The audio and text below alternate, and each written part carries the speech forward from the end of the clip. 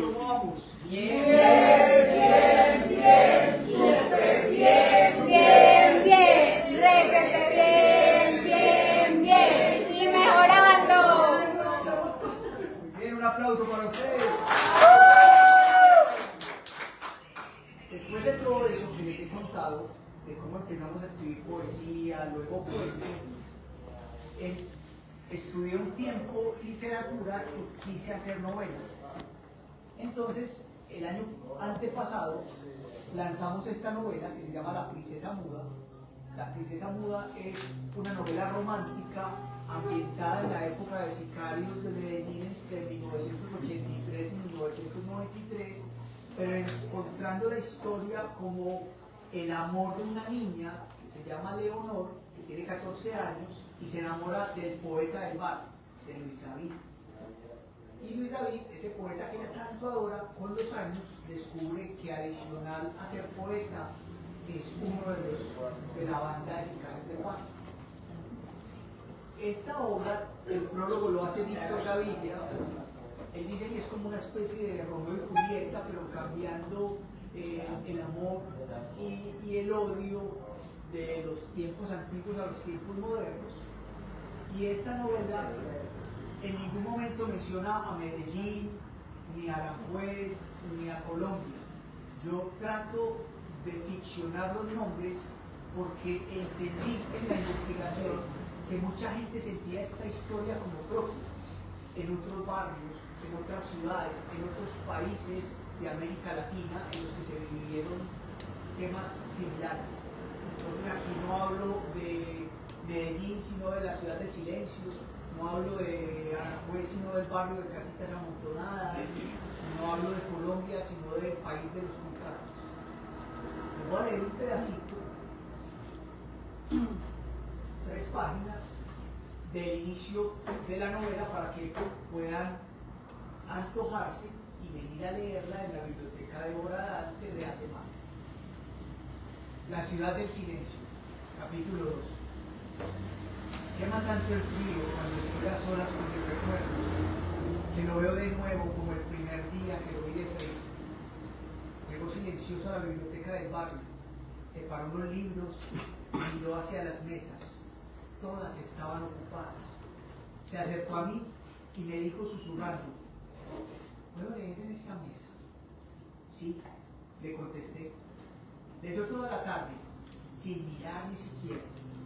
Yo hacía mi tarea de idiomas y de vez en cuando dejaba ir los ojos para los lados, observándolo con disimulo.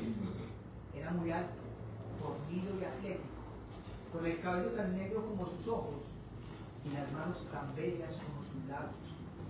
Tenía gafas de jovencito intelectual y olía a hombre, a lo que huelen los hombres cuando provocan.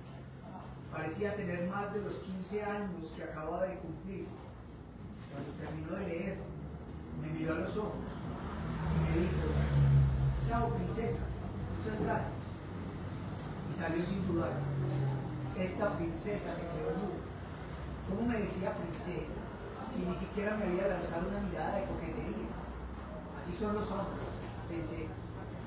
Al día siguiente, volví a la biblioteca como toda una princesa, con mi faldita de colegiala más arriba de la rodilla, con mi cabello negro cepillado, un poco de labial para subir el rojo de los labios y maquillaje para que no se notara que apenas tenía 14 años. Retiré varias sillas de la mesa y dejé una sola silla vacía a mi lado, muy cerca. Invoqué a las buenas energías para que se ocuparan todas las mesas. Unas horas más tarde apareció él, con su mirada segura y su presencia arrolladora. Separó los libros que leería y acercándose a mi mesa me dijo: hola, ¿puedo?, haciéndome con gestos la pregunta de si podía sentarse a mi lado. Le contesté también con gestos que sí, tratando de no demostrar la satisfacción porque se había cumplido mi deseo. Pasó una hora y no podía concentrarme en mi tarea. Él sí se veía entregado a la lectura. ¿Qué lees?, le pregunté con el corazón en la mano, llena de susto. Poesía, contestó y leyó en voz alta: escrútame los ojos, sorpréndeme la boca, sujeta entre tus manos esta cabeza loca, dame a beber veneno, el malvado veneno, que te moja los labios a pesar de ser bueno. Qué lindo, dije, qué romántico, agregué sin tener ni idea de poesía. No, no es lindo, dijo él, es realista. La poeta Alfonsina Storni se suicidó cuando tenía 46 años. Yo creo que en sus poemas ya se entendía la intención del suicidio. Es bonito la poesía, me gusta. La poesía en esta ciudad es un paraíso para ocultarse de la violencia. Sonrió y siguió leyendo en silencio. Al mucho rato me levanté para irme y le dije, chao, nos vemos mañana, insinuándole que volvería al otro día. Chao, ¿cómo hacer? Me llamo Leonor. Mucho gusto. Soy Luis David. Luis David y yo nos convertimos en grandes amigos. Él era un Romeo enamorado ante tanta Julieta que movía sus pies sin necesidad de clavarse ningún puñal. Sus estables relaciones de romanticismo, poesía y sexo le duraban máximo 3 meses con cada chica. Las amaba profundamente, pero su estabilidad era tan fugaz como su amor. Era un amor intenso que duraba casi lo que dura un verano. Se cansaba rápido y a los pocos días de terminar ya tenía una nueva enamorada, que seguía rendida a los poemas que él escribía para conquistarlas. La única que no se dejó enamorar fue Paula, la zarca que vivía por el comando de la policía. Tenía unos ojos azules, divinos, violentos. Con esas pepas de ojos lo había mirado fijo, me contó él, y le había dicho, no Luis David, a mí no me gustan los dafufos, y si me escribe más poesía se las voy a romper en la cara. Efectivamente, el último poema que le escribió lo rompió ante sus ojos, después de enojarse al leerlo. Ay, amor, cuántas veces murió ese beso que quise y tu boca negó.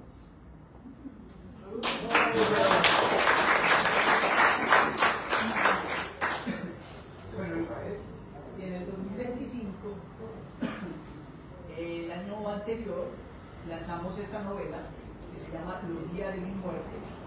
Es la vida de un cantante de vallenato que se llama Ever Vargas.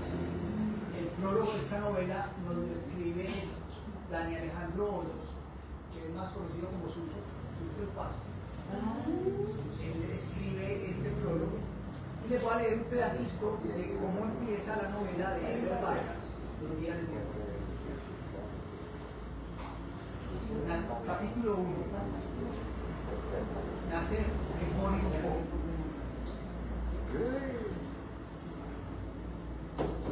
Asomó la cabeza el día del parto, así como cuando se pierde la vergüenza para entrar a una parranda sin haber sido invitado. En la casa de Rosario y Carlos el fiestón había realizado desde el 31 de diciembre, todavía sin presentir que unas horas más tarde, el 1 de enero, a las 7 de la noche, Rosalba daría a luz el tercer hijo de la familia de los Vargas Hernández. Los dos primeros habían sido Cándido y Wilma. Ya la cuna estaba recién pintada y la ropita, también rosada, estaba lista esperando a la mujercita. Va a ser una niña, estoy segura, y le voy a regalar los areticos cuando nazca. Había dicho desde hacía 9 meses Virginia Picasso, la comadrona que más confianza inspiraba en la región para ayudar a parir en aquella época cercana a 1971. Virginia nunca se equivocaba. Ella sabía leer la forma de la barriga, así como los acordeoneros de Valledupar aprendían a tocar el acordeón, así, de puro instinto y talento. Ahí va arrancando la novela de Ever, espero que se la lean. Bueno, les voy a leer este pedazo. Ever Vargas aprendió a cantar antes que a llorar, quizás como un acto de valentía, casi ni lloró al nacer, tal vez prevenido, porque no pudo complacer a sus padres, pues no fue una niña, fue el tercer varón de la casa, el menor, como dicen en la costa. Nacer en medio de una parranda de Año Nuevo en Valledupar es parecido a morirse en México un 2 de noviembre. Es una extraña fiesta, un alboroto de emociones que forma ipso facto la personalidad y quizás el destino de un hombre alegre y decidido que nació para todo, menos para llorar. Ni siquiera lloró a los 40 días de nacido, cuando la tosferina lo atacó como si fuera un enemigo que quisiera vencerlo. Contra todos los pronósticos, Ever siempre fue un robo. Esto era prácticamente una contradicción, porque nació siendo un niño muy pequeño, flaco y raquítico. Hasta el alimento tenía que dárselo con un algodoncito, porque no buscaba el pecho. Me contó un día Rosalba, la mamá, aquel día en el que la conocí y sentí que me inspiraba historias con su mirada aguda, valiente y profunda.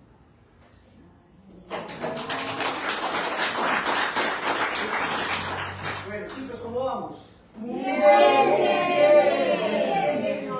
Esa no es la respuesta. Bien, bien, bien, bien. Muy bien, bien, bien. Requete bien, bien, bien. Mejorando. Ah, muy bien.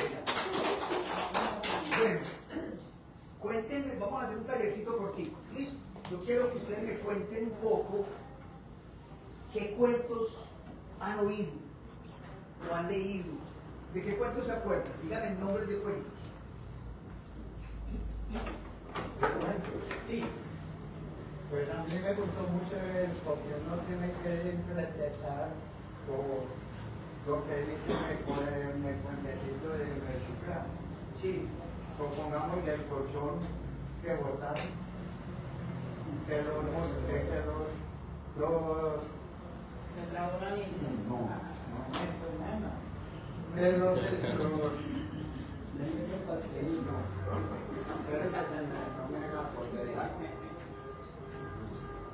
Bueno, te voy a dar un confite por participativo.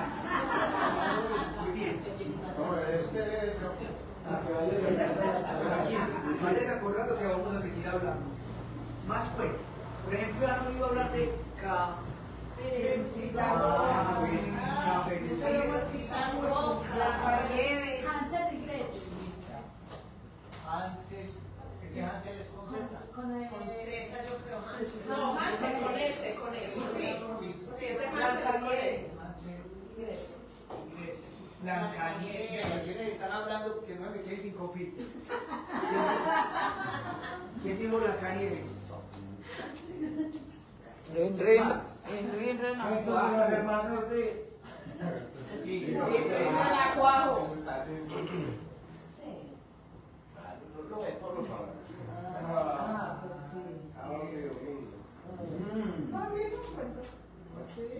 Listo, ¿quién dijo cuentos de los hermanos Grimm? El sabio. Este aparte, el sabio. ¿Qué más cuentos? ¿Qué más cuentos? No, que empieza con P.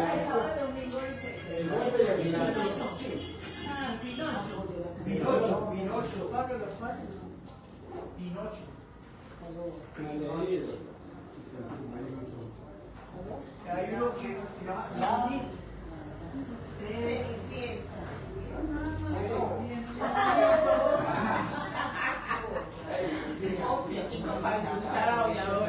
La Medusaron también. ¿Qué más? un parquito, ¿cuál es el barranco y el parquito por el no, pero está conmigo. O sea que no es por eso. Bueno, No, fue por interés de conflicto. ¿qué es lo que uno más recuerda de un cuento? La lectura. La lectura. Que después uno mismo la tiene que expresar. El cuento de Segundo. Listo. Mejor eso le hace daño. ¿Qué más? Dale. No, por mí que esos juguetes le hacen daño. Eso tiene ganas. Yo creo que a veces lo que uno más recuerda del cuento es el título del cuento o el personaje. El personaje. Porque entonces uno dice, Blancanieves. ¿Cómo era Blancanieves? Eran los hermanos. Oiga, era hermosa. ¿Cómo? Hermosa. ¿Cómo era Caperucita Roja? También. Una niña muy genial que se dejaba llevar. Que se dejaba llevar de ¿Cómo era Pinocho? físicamente, acuérdense. Cuando decía Pinocho mentira, más le crecía la nariz. Por eso le creció. ¿Cómo era que era cuajo? Físicamente, ¿qué se acuerdan de él? Muy elegante. Muy cuajo. Verde. Corto y con falda la moda. Oiga, pero Parero esto... pintado. Bueno, ¿cómo era? ¿Cómo era? Pero la de que ella dijo cuajo, ya está haciendo. La niña. Bueno, ¿ustedes han pensado alguna vez si el nombre de un cuento fueran ustedes?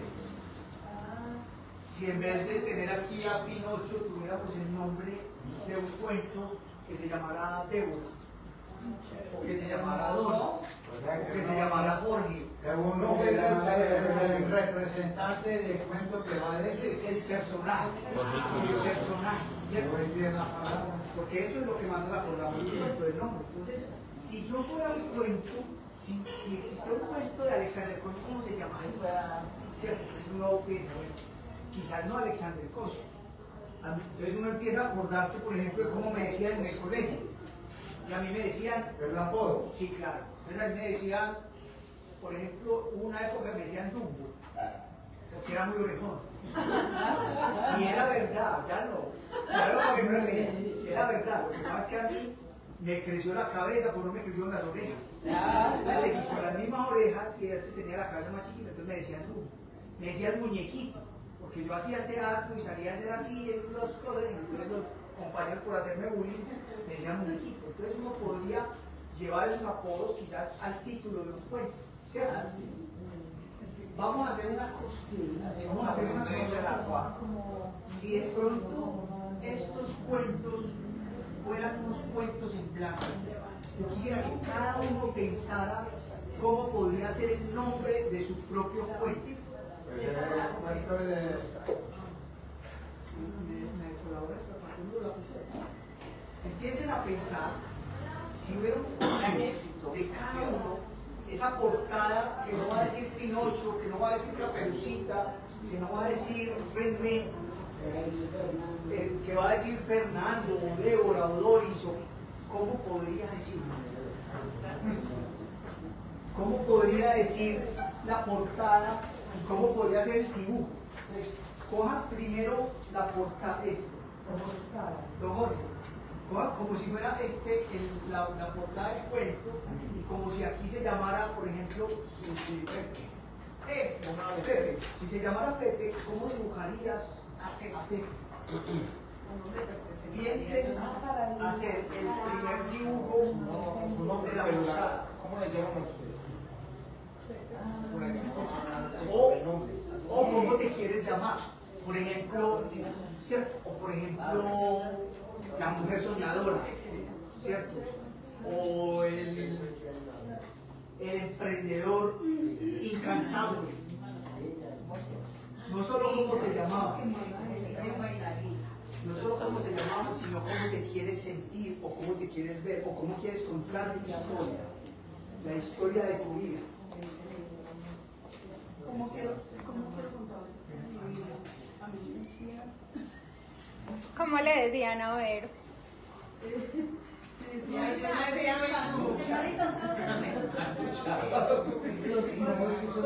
porque había una señora que... Chicos, un consejo.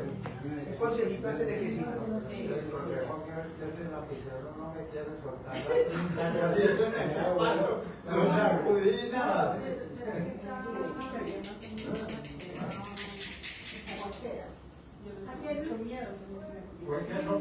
Es que algunos tienen como un espacio, tienen un papel, los meten en la agüita. Es que se los traje nuevos para que estrenen. Usted no le había quitado la gomita. ¿Ah? Usted no le había No, quitado la porque gomita. le quito la goma, ese es lo que no le la pique. Ay, sí, así. Ya aflojó, ya aflojó. Es que hacerle así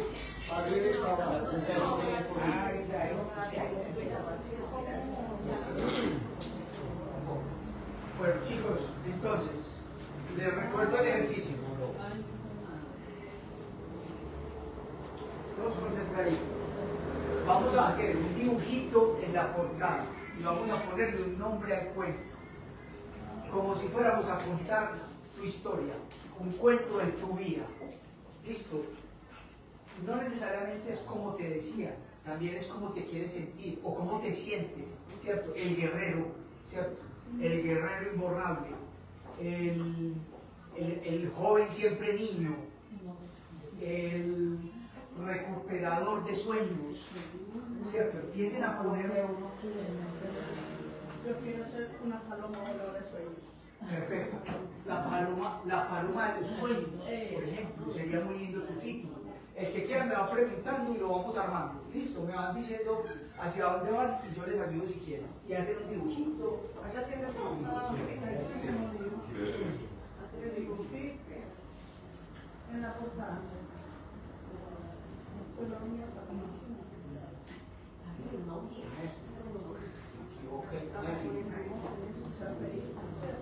Como lo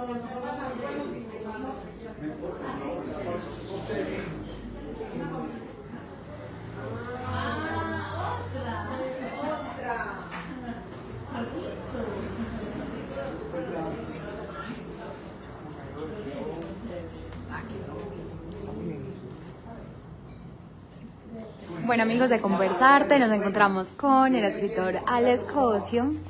Miren este taller tan bonito que estamos desarrollando. Vamos a poder conocer los sueños y cómo llamaban quizás a cada uno de ustedes. Vamos a ver qué títulos vamos a encontrar para nuestros libros.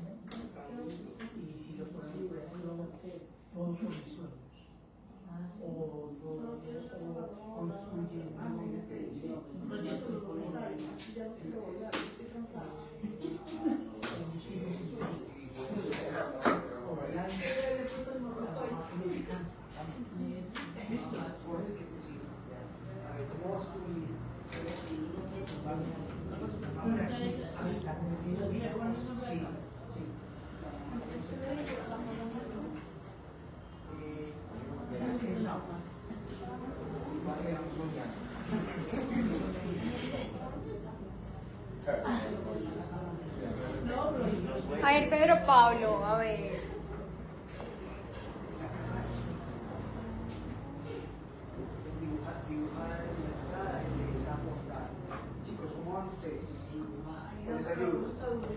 Bueno, quisimos también mostrarles un poquitico de la parte del taller que estamos realizando con nuestro escritor invitado.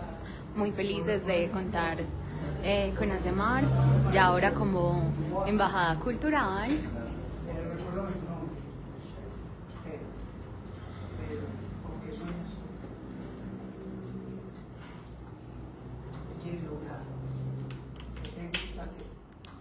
Y en un rato entonces volveremos.